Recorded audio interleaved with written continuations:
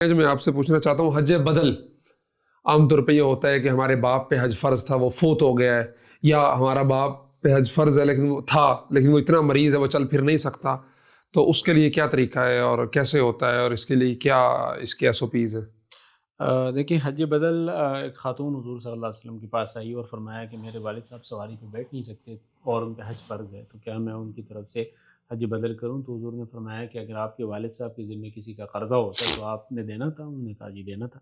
کہا پھر اللہ کا قرضہ بھی دینا ہوتا ہے؟ تو اس سے جو لوگ جن پر واجب ہیں ان کے ذمہ لازم ہے کہ وہ اپنی زندگی میں کسی کو حج کرائیں، یا وہ مرنے سے پہلے وصیت کر جائیں کہ ان کی طرف سے حج کرا دیا جائے، وہ کسی اور کو حج کرنے کے لیے بھیجیں۔ سب سے بہتر یہ ہے کہ ایسے کسی بندے کو حج کے لیے بھیجیں جس نے پہلے حج کیا ہو۔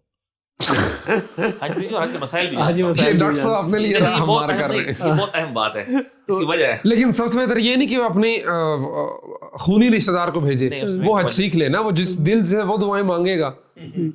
وہاں سارے دل سے مانگتے ہیں۔ اصل مسئلہ ہے کہ حج نا کرنے سے زیادہ سیکھنا ضروری ہے، اور لوگ سیکھ کے نہیں جاتے اور بہت چیزیں غلط ڈاکٹر صاحب کو تو آتا ہے، نہیں، اس اور لیے وہ ان کی آپ نہیں جا سکتے۔ ان کی میں بھی اچھا پہلے میرے لیے اپنا کرنا ضروری ہے۔ حج بدل وہ کر سکتا ہے جس نے پہلے حج کیا ہو۔ کر سکتا ہے، اچھا، لیکن بہتر نہیں بہتر نہیں ہے، کہ اور ایسے ویسے بندوں پر آیا جائے۔ مطلب طریقہ نہیں آتا، مشکل اصل میں کچھ دیکھیں، مسائل میں پیچیدگی جب بھی ہے۔ یہ بندہ چلا جاتے ہیں، آپ چلے گئے مثال کے طور پہ اور آپ پہنچ گئے اور حج کے ایام بھی ہیں، تو آپ پر تو اپنا بھی فرض ہو جاتا ہے، پھر آپ اپنا چھوڑ کے کسی اور کا کر رہے ہیں، تو اس لیے اپنا کیا ہوا بہتر ہونا چاہیے تاکہ وہ والا مسئلہ نہ ہو۔ کسی اور کی طرف سے کر لینا چاہیے، اور وہ بندہ جب اس کی طرف سے حج کرنے کے لیے جائے گا تو وہ حج کر لے گا، اور اس نے سارے کے سارے اعمال اسی طرح سے کرنے ہیں جس طرح پہلے کیے ہو۔